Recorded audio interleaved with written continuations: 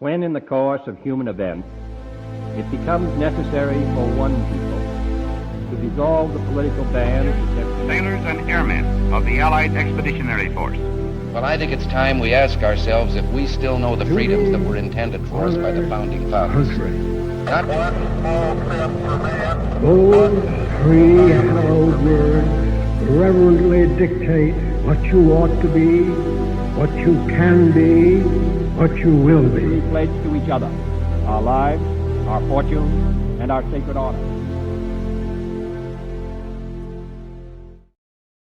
What is happening, everybody? This is the non-parader here, the non-operating operator known as Jeff. I'm your host for Our Republic. I'm really, really excited about this. I've been sitting on this for quite a while on wanting to put something like this together. And then I decided, hey, this is our country's 250th birthday, so we're going to push out 250 episodes. Hopefully, let me just say, hopefully push out 250 episodes between now, September 1st, and July 1st.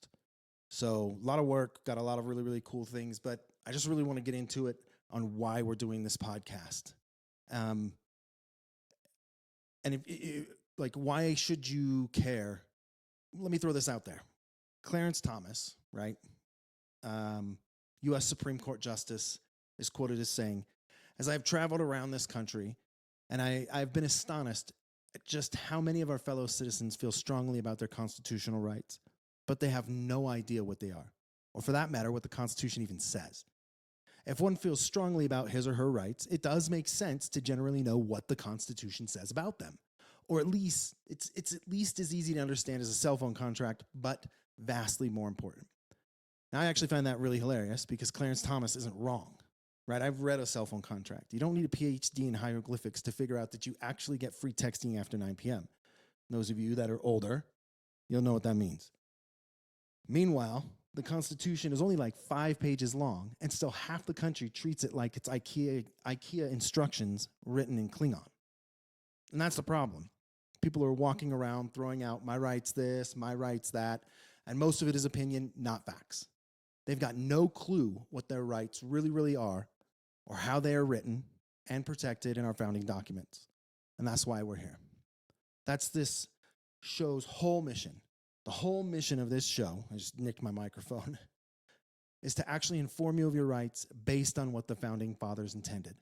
Not what some talking head on CNN, MSNBC, Fox News, some influencer, anybody out there, right? Not what your weird uncle screams out on Facebook, but we're actually looking at original intent, the roots, the foundations of our republic. Because if you know your rights, okay, you'll recognize when they're actually being violated. You can't defend them until you know they're violated, and you sure as hell won't be able to assert them, okay? So I just want to clarify, too, that I'm going to try and not make it boring, right? Because I actually don't believe history is boring. I think history is absolutely phenomenal. It's engaging. It's dramatic. It's funny. Anyway. So I'm going to try and not do any of the dry textbook stuff here, right? Yeah, we're going to cover the Declaration of Independence first, because if you're going to study the Constitution, you have to start with the Declaration of Independence. The Constitution is founded. The principles in the Constitution come from the Declaration of Independence. And when we get to the Constitution, we're going to go article by article, amendment by amendment, and then we're going to throw some Faith of Our Fathers stuff, right? Story of Patriots, military history, landmarks, customs, interviews, basically all the good stuff. And at the end of the day, the goal is to remind you why America is worth defending and loving in the first place. Like, I love this country. I'm getting choked up just saying that line. It's to remind you why America is worth defending and loving in the first place. So, some people might ask, why not just fight from where we are now, right? Why all the history lesson stuff? Because let's be honest, you don't win games without the fundamentals, right? The fundies. George Mason, right? I don't believe he signed. I can't remember which one he signed because I'm learning on this stuff just as much as you are, right? And I can't remember everything, so I have to write a whole bunch of this down. George Mason wrote the Virginian Constitution or Federalist Papers, something like that. I can't remember. I'll make sure I get that right next time. But George Mason put it like this: No free government or the blessings of liberty can be preserved to any people but by a frequent recurrence to fundamental principles. Translation, if you don't go back to the basics, your government's going to eat itself. And here's the thing, just defending your rights isn't enough. Defense is a temporary position, right? It's where you reorganize before you go back on the offensive. And we, the people, have to go back on the offensive because we are getting hammered. John Jay, he's the very first Chief Justice of the Supreme Court, really nailed it when he said, every member of the state ought to diligently read and study the Constitution of his country and teach the rising generations to be free. By knowing their rights, they will sooner perceive when they are being violated and to better prepare to defend and assert them. Now, there's an order in what he said. You have to know, perceive, defend, and assert. That's the mission here. That is what we want to do at our republic. That is the path forward, right? So I just, and here's the thing too, right? Because we're talking about learning and being able to educate the upcoming generation. We need to talk about education. Like when I found this out, when I read all this, when I learned all this, I was blown away. And this is going to set the stage for everything else we're going to do in this course, okay? Right? Like why we're doing it the way we are, right? We're going to talk about education for a second. Dr. Benjamin Rush, signer of the Declaration, and basically the founder of American Public Schools, right, had 3 goals for education. Teach students to love God and serve God, teach students to love and serve their country, and to teach students to love and serve their families. Now, I can hear some of you clutching your pearls already, right? Oh, what are you doing? But it's about separation in church and state. Shut up and relax, okay? We're going to get to that, and you're not going to like it, okay? But Rush put God first for a reason. He believed that if we ever lost our country, all right, wait, I messed up here. The reason he put country before family, right, is that obviously serving God first. Then you serve your country and you serve your family. He believed that if we ever lost our country, it would become the enemy of our family. Fast forward to today, the dude was prophetic. He knew the future. California is literally trying to take kids away from parents for parenting the wrong way. So I think Rush might have actually been onto something, right? So we're going to tackle this 4 different ways, right? We have four, I'm holding up 3. We have 4 rules of engagement. We have 4 rules of engagement. First of all, you have to understand this is just a brief outline. It is not my job to teach you in-depth information about all this stuff, right? This is a brief outline. I will add more resources for you that will allow you to study this further, right? I can put it in the notes. Like I can tell you one right now, Patriot University with Rick Green, any of the books by David Barton and his son, I think it's Tim Barton, I can't remember his son's name. They're with Wall Builders. Glenn Beck is a great resource. He's even got a museum called the American Journey Experience, I think is what it's called. These other resources, right? I mean, you could probably go get like Constitution for Dummies. I had to get a book that explained the Constitution and had the Constitution as it was written on one side and then written for idiot retards on the other side. I had to get that one because that's just the way my brain works, right?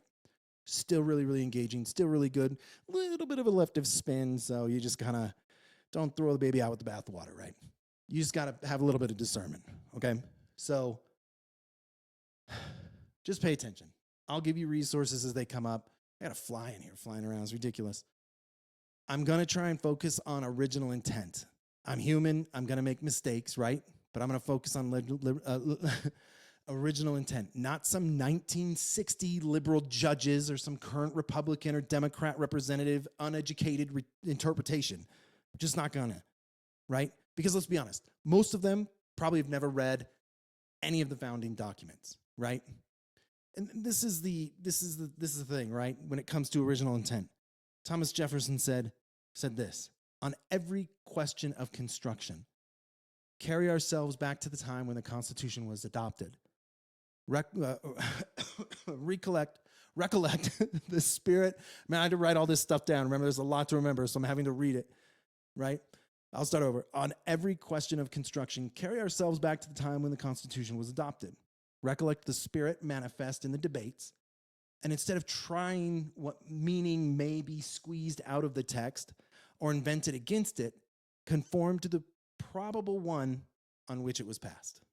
Right? We got another one. James Wilson, signer of the Declaration. The first and governing maxim in the interpretation of a statute is to discover the meaning of those who made it. And then Joseph Story, a Supreme Court justice, said the first and fundamental rule in interpreting all documents is to construe them according to the sense and terms and intentions of the parties. Basically, go back to what they were, why they wrote what they wrote. Don't bring it into today's terms, right? Because what's going to actually happen is if you go back, right? If you go back, we don't want to substitute, right? This is one of the rules, right? We don't want to substitute the language for what's going to be written with our modern interpretation. We just don't want to. If we study that original intent, we give it to you in the original intent, it'll make sense in our current time. It's a no-brainer, right? It just isn't, it's not that hard to understand. Once I read it and once I understood, easy peasy. Excuse me. Okay, rule three of the 4 rules of engagement. We're going to read the amendments as they're amended, right? You got some of them like, let's talk about prohibition, right? One of the amendments is prohibition, and then one of the other amendments is ending prohibition. So that's what you're going to do. All right. We're going to talk about them all in the end, but with an understanding of the amendments that amend them. Right. There's several. Right. You're going to break it down. We'll see. You'll see. And I'm going to give it to you in plain language, but not again as a substitute for the original intent. Right. Not the original text. We need to understand the original meaning. And with that said, remember, this just isn't for us. This is for the next generation, right? It's your duty, your responsibility to get up off your ass and help teach the next coming generations. And if you don't think that is it and you want to keep our republic, go and see what they're teaching at some of these Ivy League schools. They are teaching the upcoming generations, and it's not based on our founding documents, okay? So let's get up off our asses, right? Patriotism is as much of a virtue as justice.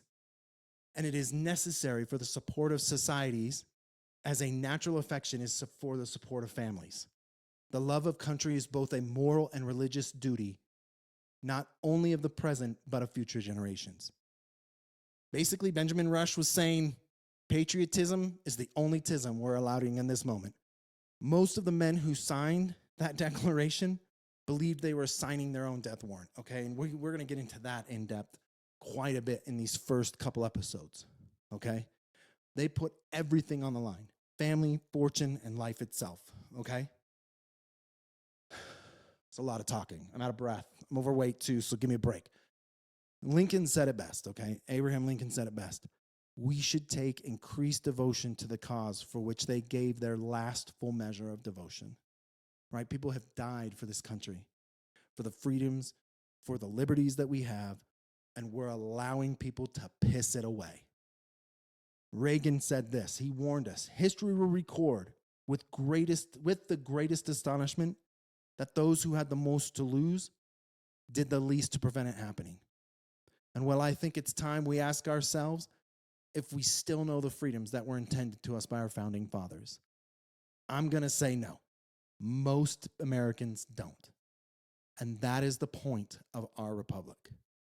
We want to return to the fundamentals. As George Mason said, no free government nor the blessings of liberty can be preserved to any people but by frequent recurrence to fundamental principles. That's why we're here. For you, for your kids, for future generations, so you do your part, okay? Know your rights. Perceive when they're being violated. Defend them and assert them. That's inappropriate, but anyway. Do all that.